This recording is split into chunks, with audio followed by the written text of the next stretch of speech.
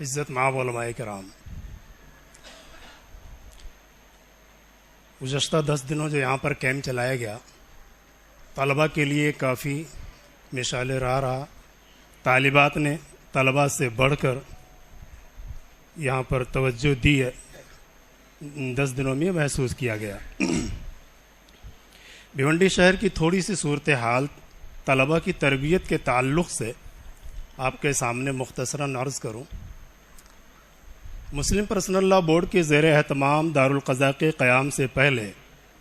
میں نے بھیونڈی شہر کے پولیس اسٹیشن، مہیلا منڈل اور اکادی کورٹ اسپیشل جو خواتین کے مسائل کے لیے بھیونڈی میں ہے اور جو یہاں کے اس وقت کے پرنسپل جج تھے، ان سب سے ملاقات کرنے کے بعد جو ایک رپورٹ میں نے تیار کی تھی، بھیونڈی شہر میں طلاق کی بڑھتی شرح، تو تقریباً 1000 مسلم خواتین مسلم کمیونٹی کے مسائل تھے جو ان سب جگہوں پہ گردش کر رہے تھے۔ کورٹ میں بھی ہم جاتے ہیں تو برقع پوش خواتین بڑی تعداد میں نظر آتی ہیں۔ اس کے ساتھ 35% بھیونڈی میں اسٹوڈنٹس طلباء کی آنکھیں کمزور ہیں، وہ چاہے موبائل، انٹرنیٹ، فیس بک یا اسکرین دیکھنے کا مشغلہ ہو یا اور وجوہات ہیں۔ اور اس کے ساتھ ہم جس علاقے میں بیٹھے ہوئے ہیں، چند قدم کے فاصلے پر بھیونڈی شہر کا یہ وہ علاقہ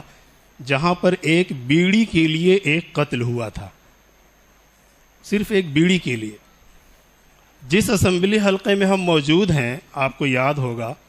چھوٹے بھائی نے بڑے بھائی کا مرڈر اس لیے کر دیا کہ اس نے PUBG گیم کھیلنے سے منع کیا تھا۔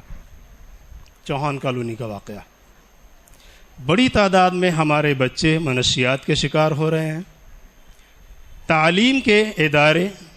تعلیم کے لیے اسکیمیں، گورنمنٹ کے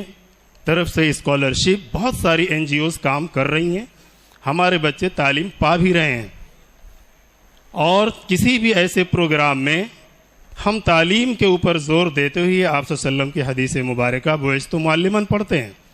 لیکن بعثت لأتمم مکارم الاخلاق، اعلیٰ اخلاق کی تکمیل کے لیے بھیجا گیا ہوں، اس کی تلاوت بہت کم ہو پاتی ہے۔ تو ہمیں اپنے بچوں کو، اپنی نسلوں کو اگر بچانا ہے،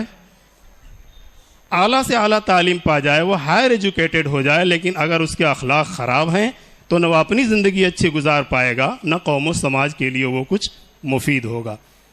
لیکن تعلیم کم ہی صحیح، اگر اس کے اخلاق اعلیٰ ہیں اور اچھے ہیں تو نہ یہ کہ وہ صرف اپنی زندگی اچھی گزارے گا، دوسرے لوگ بھی اس کی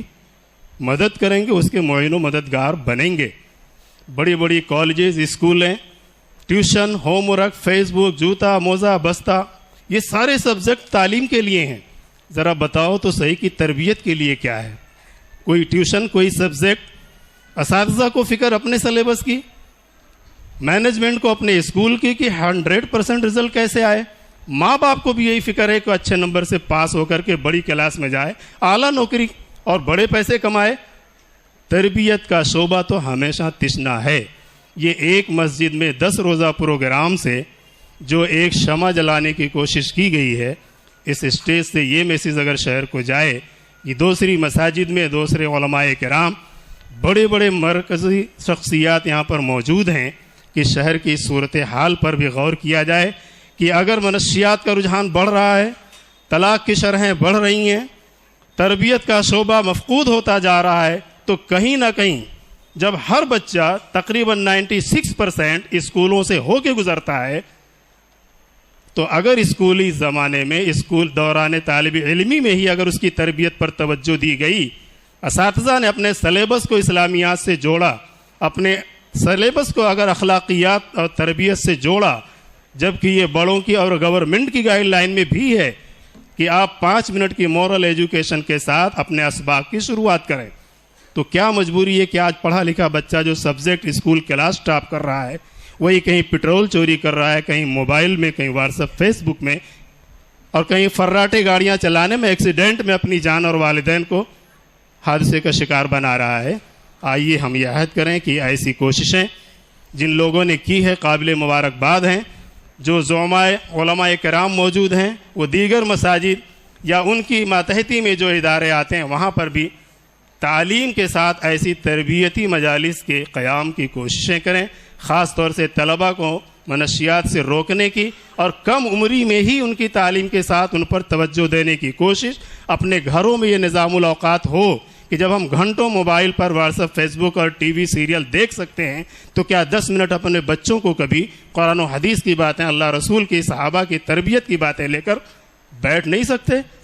ایسی مجالس میں اگر یہ کہا جائے کتنے لوگ ہیں جو 10 منٹ اپنے بچوں کی تربیت کے لیے خرچ کرتے ہیں، یا کوئی واقعہ جو اسٹڈی کر کے رکھتے ہیں کہ میں شام کو اپنے بچوں کو بتلاؤں، ذرا ہاتھ اٹھائیں،